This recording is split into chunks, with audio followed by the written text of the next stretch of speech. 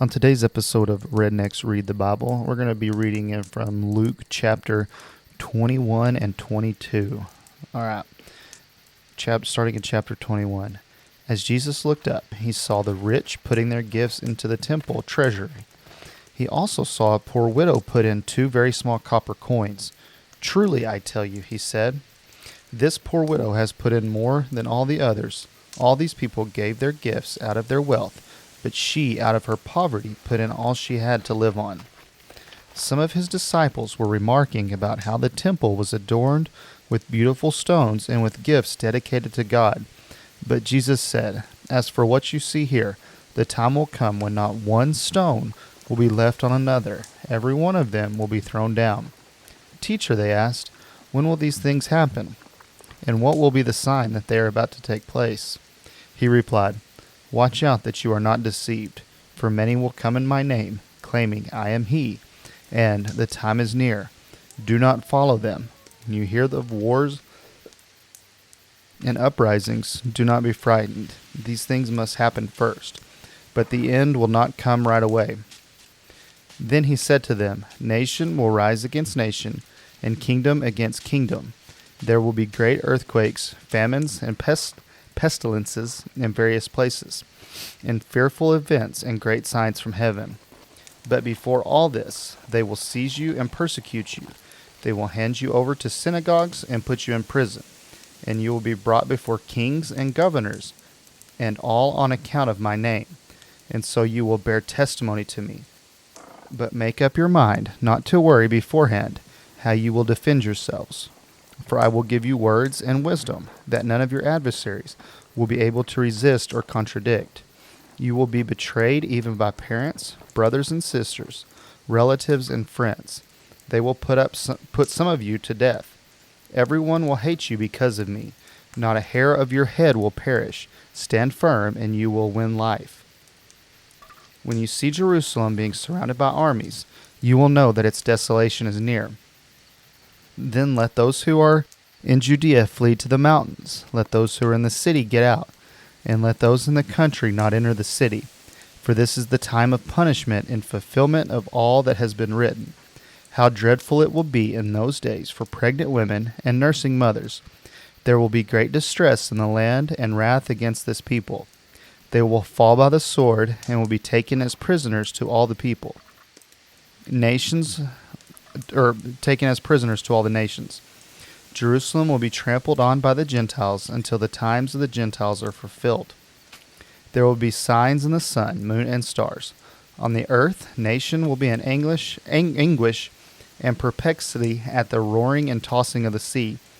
People will faint from terror, apprehensive of what is coming on the world, for the heavenly bodies will be shaken. At that time they will see the Son of Man coming in a cloud with power and great glory. When these things begin to take place, stand up and lift your heads, because your redemption is drawing near." He told them this parable: "Look at the fig tree and all the trees. When they sprout leaves, you can see for yourselves, and know that summer is near. Even so, when you see these things happening, you know that the kingdom of God is near. Truly I tell you, this generation will certainly not pass away until all these things have happened. Heaven and earth will pass away, but my words will never pass away. Be careful, or your hearts will be weighted down with carousing, drunkenness, and the anxieties of life. And that day will close on you suddenly like a trap, for it will come on all those who live in the face of the whole earth. Be always on the watch, and pray that you may be able to escape all that is about to happen, and that you may be able to stand before the Son of Man." Each day Jesus was teaching at the temple, and each evening he went out to spend the night on the hill called the Mount of Olives.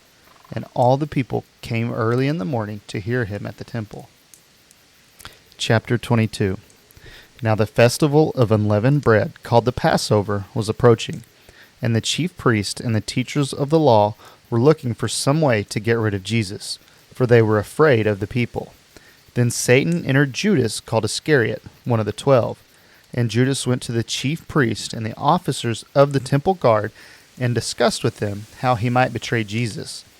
They were delighted and agreed to give him money. He consented and watched for an opportunity to hand Jesus over to them when no crowd was present. Then came the day of unleavened bread, on which the Passover lamb had to be sacrificed. Jesus sent Peter and John, saying, "Go and make preparations for us to eat the Passover."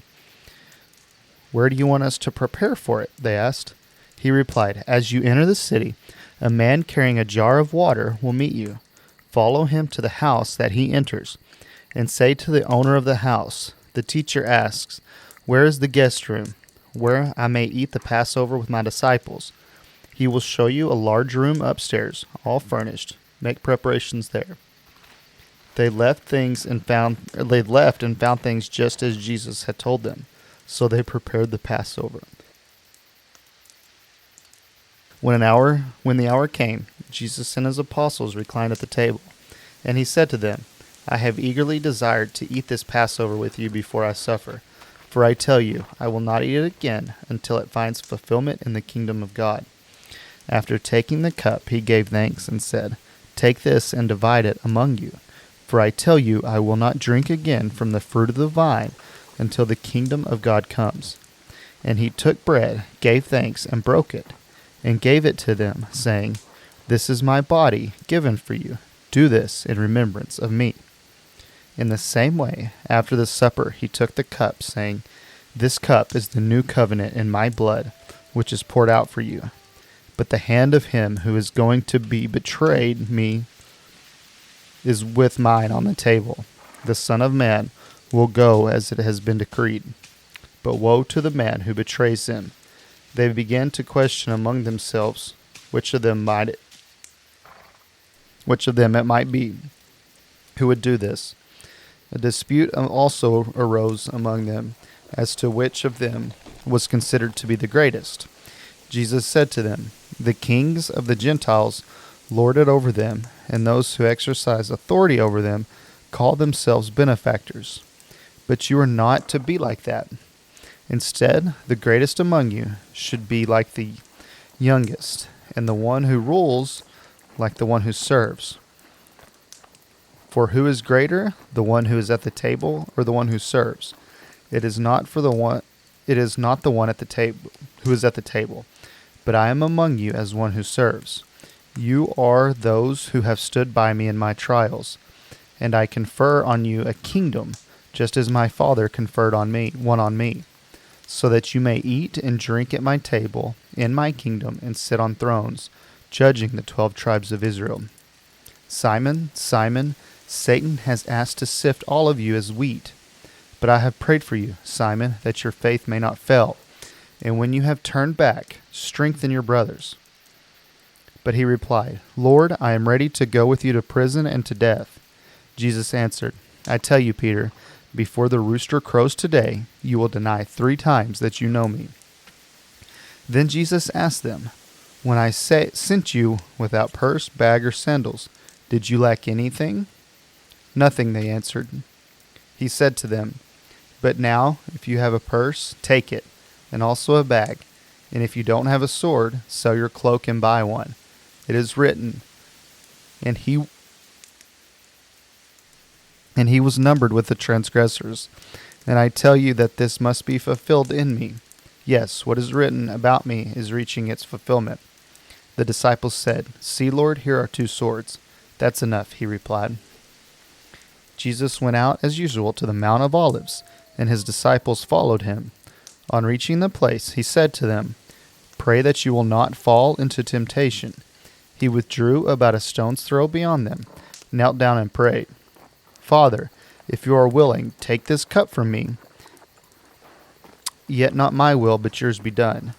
An angel from heaven appeared to him and strengthened him. And being in anguish, he prayed more earnestly, and his sweat was like drops of blood falling on the ground. When he rose from prayer and went back to the disciples, he found them asleep, exhausted from sorrow. "Why are you sleeping?" he asked them. "Get up and pray, so that you will not fall into temptation." While he was still speaking, a crowd came up, and the man who was called Judas, one of the 12, was leading them. He approached Jesus to kiss him, but Jesus asked him, "Judas, are you betraying the Son of Man with a kiss?" When Jesus' followers saw what was going to happen, they said, "Lord, should we strike with our swords?" and one of them struck the servant of the high priest, cutting off his right ear. But Jesus answered, "No more of this." And he touched the man's ear and healed him. Then Jesus said to the chief priest, the officers of the temple guard, and the elders who had come for him, "Am I leading a rebellion that you have come with swords and clubs? Every day I was with you in the temple courts, and you did not lay a hand on me. But this is your hour when darkness reigns?" Then seizing him, they led him away and took him into the house of the high priest. Peter followed at a distance, and when some there had kindled a fire in the middle of the courtyard and sat down together, Peter sat down with them. The servant girl saw him seated there in the firelight. She looked closely at him and said, "This man was with him." But he denied it. "Woman, I don't know him," he said. A little later, someone else saw him and said, "You also are one of them, for he is a Galilean." "Man, I am not," he replied. About an hour later, another asserted, "Certainly this fellow was with him, for he is a Galilean." Peter replied, "Man, I don't know who you're talking about." Just as he was speaking, the rooster crowed. The Lord turned and looked straight at Peter. Then Peter remembered the word the Lord had spoken to him. "Before the rooster crows today, you will disown me 3 times. And he went outside and wept bitterly. The men who were guarding Jesus began mocking and beating him. They blindfolded him and demanded, "Prophesy. Who hit you?" And they said many other insulting things to him. At daybreak, the council of the elders of the people, both the chief priests and the teachers of the law, met together, and Jesus was led before them. "If you are the Messiah," they said, "tell us." Jesus answered, "If I tell you, you will not believe me. And if I ask you, you would not answer. But from now on, the Son of Man will be seated at the right hand of the mighty God." They all asked, "Are you then the Son of God?" He replied, "You say that I am." Then they said, "Why do we need any more testimony? We have heard it from his own lips." That's the end of chapter 22. Thank you guys for listening to Raising the Wild Ones podcast. I know me and Caleb sure had a ton of fun making this episode and just kind of going on our rants and stuff like that. And I just wanted to hop in real quick and be sure to remind you guys to like the podcast, share the podcast, tell your friends about the podcast, tell your cats, dogs, everybody. Tell your fishing and hunting buddies, right? I know it's hunting season, and during hunting season you do a lot of just like sitting around and hanging out, and just tell them about this podcast and tell anybody you think would like to hear our podcast about us. And please also, if you'd like to, just drop us a line at raisingwildonespodcast@gmail.com. Tell us about future episodes you would want us to talk about, and also just let us know what you think in general about our podcast. We would love to hear from you guys, and we just thank you so much for listening to our podcast. Hey everybody, I just wanted to reach out and bring you some exciting news. Our Patreon is now live. Patreon is a way to support this podcast so we can keep it going. For $6 a month, which is the cost of a cup of coffee, you get exclusive content that is for members only. This includes special episodes, show notes, and early release of our upcoming episodes. As we grow, more will become available through our membership. Another exciting thing is that we will donate $1 out of the $6 membership fee to missions.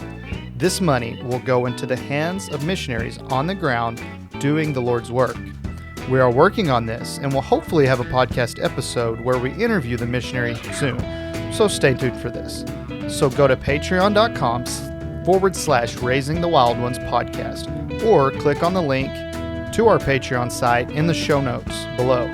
Thank you for supporting this podcast, and God bless.